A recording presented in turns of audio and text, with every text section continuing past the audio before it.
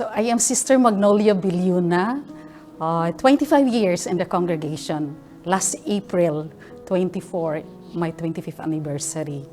Then 29 years in the congregation itself. I entered at the age of 23 years old. My significant and meaningful experience I would like to share first when I was assigned in mental hospital here in Manila, in psychiatric hospital.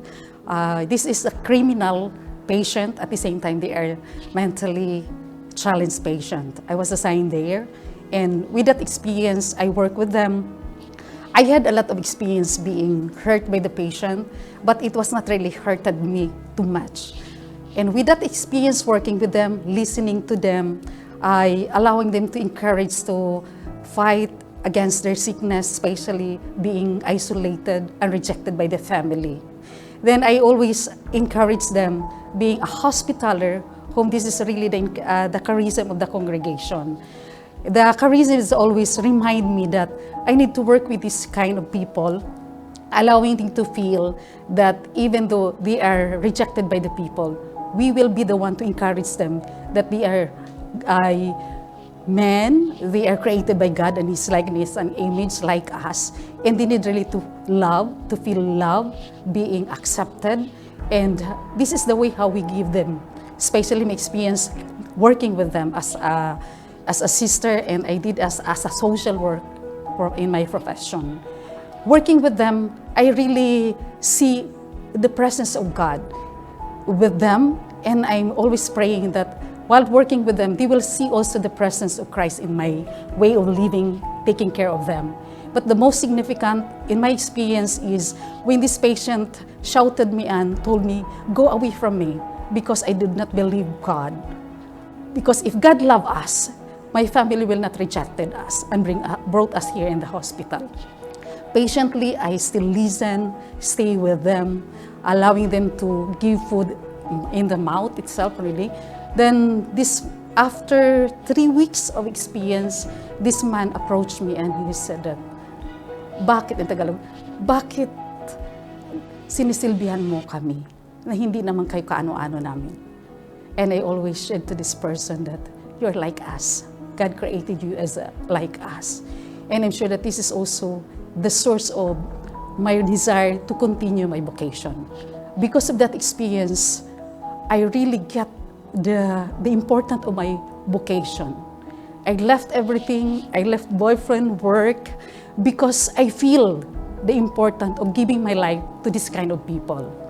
When I was assigned in Italy, and I studied in Italy, and I was assigned in CoM, Milan, for 3 years and 6 months in psychiatric hospital, I was the one in charge of welcoming our new patient.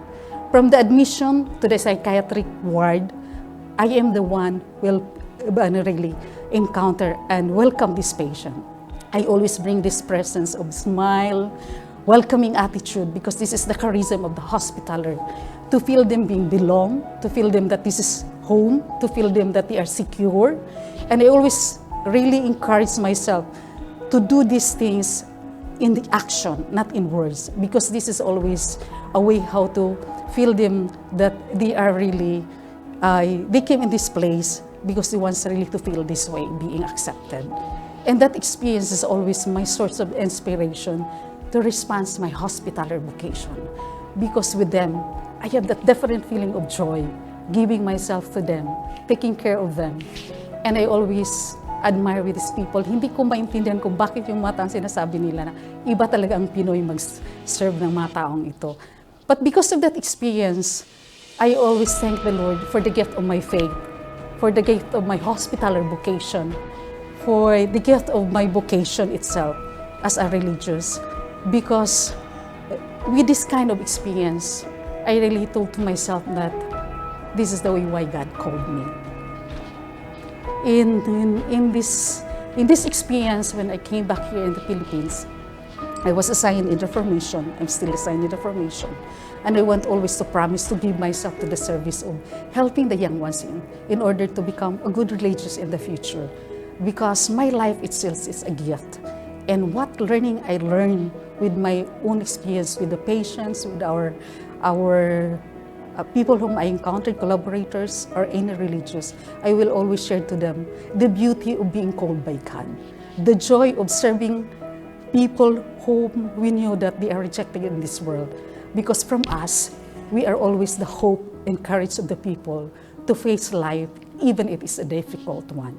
I thank the Lord for the gift of faith, for the 500 years given to us, because my family inherited this faith, and my parents itself give it to us, their children, and I myself, as a religious, I need to give to the people whom I will encounter, much more to my community and to the sisters.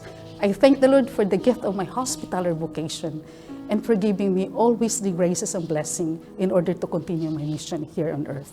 Thank you.